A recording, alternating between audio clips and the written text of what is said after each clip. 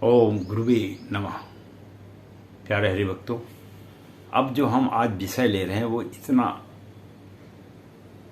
Romantic और महत्वपूर्ण विषय है कि व्यक्ति वास्तव में जब इस पृथ्वी पर जीवन लेता है तो उसके अंदर में भगवान कैसे कैसे गुणों से उसके मस्तिष्क को भर देते हैं। आज का जो हमारा विषय है वो है विक्रम और बेताल।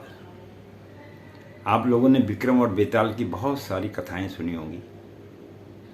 वास्तव में ये विक्रम और बेताल का आपसी संबंध क्या था? क्या विक्रम के साथ बेताल का कोई संबंध था या नहीं था? तो इस विषय पे हम अब चर्चा करेंगे और बहुत ही आनंददायक विषय है। देखिए, बात ऐसी है,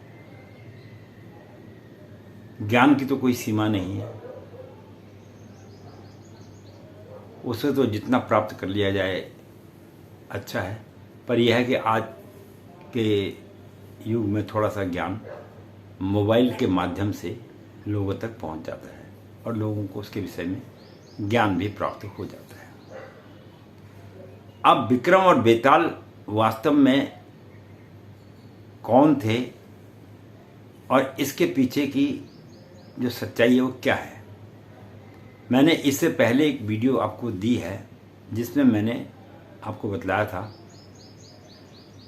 कि राजा विक्रमादित्य के राज्य में 9 रत्न थे और ये 9 रत्न उन्होंने अलग अलग जगह से अपने राज्य से एकत्रित किए थे, जो महान विद्वान थे, और उनके बारे में मैंने थोड़ा बहुत वर्णन भी किया है। क्योंकि संपूर्ण वर्णन करने के लिए तो बहुत समय चाहिए और बहुत लंबी वीडियो भी बन जाती है और उतना लोगों के पास समय भी नहीं होता है।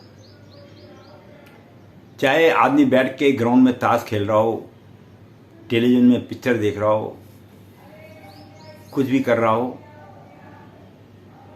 उसके लिए उसके पास समय है, लेकिन सही चीज की जानकारी अगर उससे मिलती है तो उसको वह ले नहीं पाता। ये दरअसल में उसका दोष नहीं है, ये उसके भाग्य का दोष है। क्योंकि जीवन में कई बार महत्वपूर्ण जो चीजें होती हैं, आदमी चाहता तो है मैं सुन लूं, लेकिन वो सुन नहीं पाता है। कोई ना कोई क्लेश उसके जीवन में लगा रहता है, जिसके कारण वो इन बातों को सुनने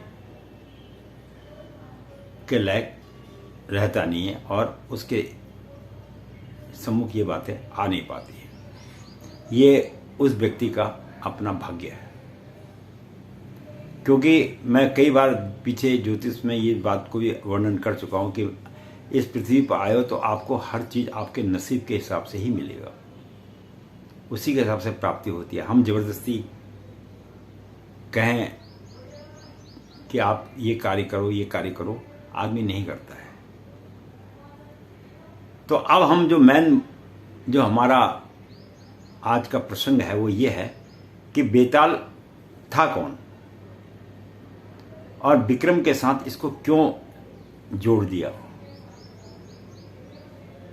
अब तो सभी लोग कहते हैं हाँ जी, बेताल और विक्रमादित्य जी की आपस में ऐसी बात है। ऐसा नहीं है। अब जो लोग पढ़े लिखे हैं उन्होंने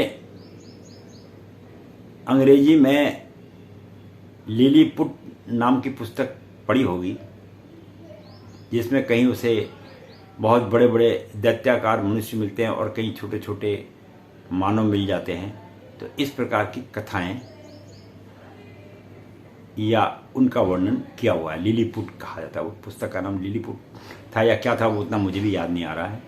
तो ऐसा था। तो उसी के आधार पर विक्रमादित्य जी के राज्य में जो 9 रत्न थे, मैं आपको जो भी बात बताता हूँ ये मन ग्रंथ और कहानियां नहीं होती हैं। इसके पीछे एक विशेष जो है आधार होता है और उस आधार को रखने के बाद ही मैं उस विषय पे बात करता हूँ।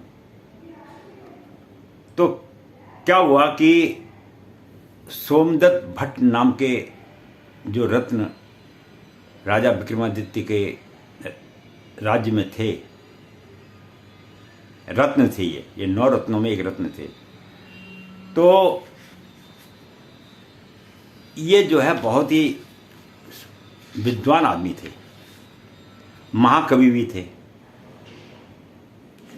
और इन्होंने अपनी एक पुस्तक की रचना की, जिस पुस्तक का नाम था बेताल पंच विनस्तिका।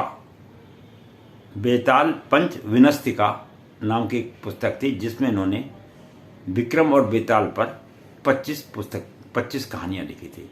अब उसने कहानी लिखी क्यों, सबसे बड़ी तो बात यह है कि बेताल को विक्रमादित्य के साथ क्यों शामिल किया, ये प्रश्न सबसे बड़ा है।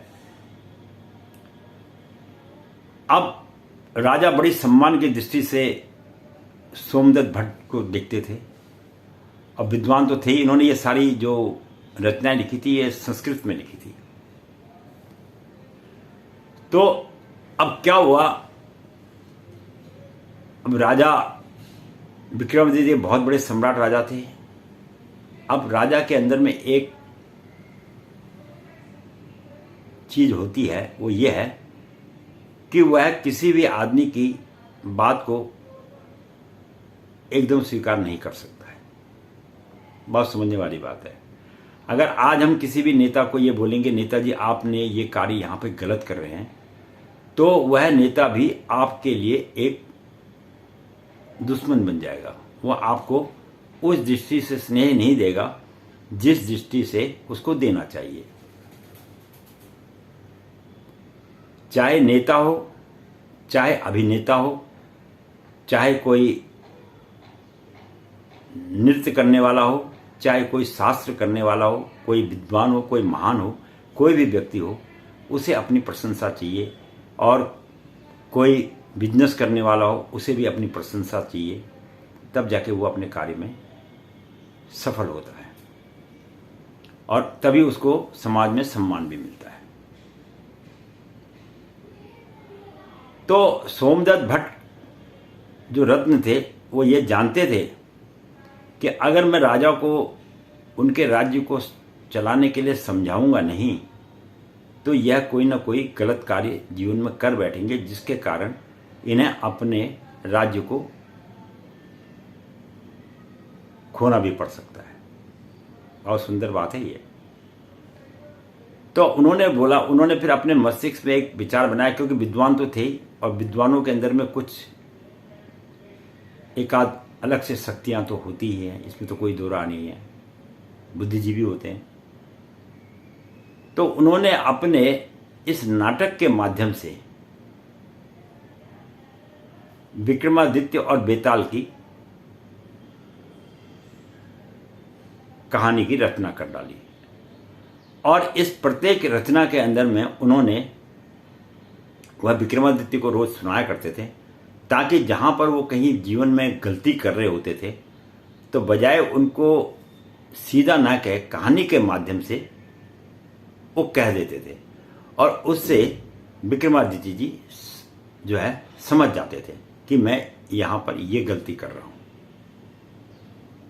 और अगर वास्तव में देखा है तो विक्रम और बेताल कोई आपस में उनका कोई संबंध नहीं है।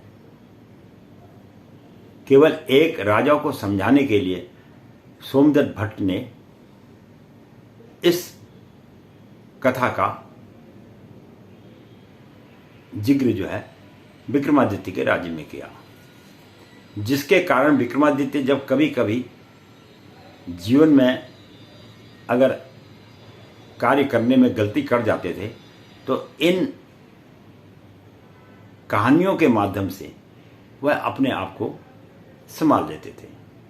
बाकी तो बड़े बड़े सलाहकार उनके रत्न उनके पास थे ही, जो उनको अच्छी अच्छी सलाह देते थे, लेकिन सोमदत्त कुछ बुद्धि का इस्तेमाल करके उन्होंने विक्रम और बेताल जो है इस किताब का वर्णन किया, और इस वर्णन के आधार पर उन्होंने जो है विक्रमादित्य जी को राज्य करने की बहुत अच्छी अच्छी नसीहतें, सुझाव कहानी के माध्यम से किसी न किसी प्रकार से बताया, ताकि उनका राज्य सुचारू रूप से सुखी और संपन्न रहे।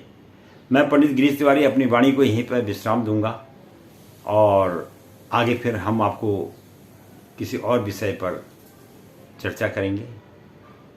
बने रहिए, जीवन का आनंद लेते रहिए। मैं भी ले रहा हूँ, आप भी लीजिए। इसी का नाम जिंदगी है। जब तक है तब तक खूब आनंद से जियो। इसके साथ ही मेरा आप सब लोगों को आशीर्वाद। पंडित तो आशीर्वाद ही दे सकता है, बाकी और क्या है हमारे पास। तो हम तो ऐसे ही गरीब ब्राह्मण आदमी हैं, और हम ये गरीब ब्राह्मण इसलिए नहीं करें कि हमारी आपसे कोई इच्छा है लेने की। हमको किसी से कोई इच्छा नहीं है, क्योंकि हम अपनी इच्छाओं का दमन कर चुके हैं। और जब इच्छाओं का दमन कर जाता है आदमी, तभी वो ब्राह्मण बनता है। बहुत बहुत धन्यवाद।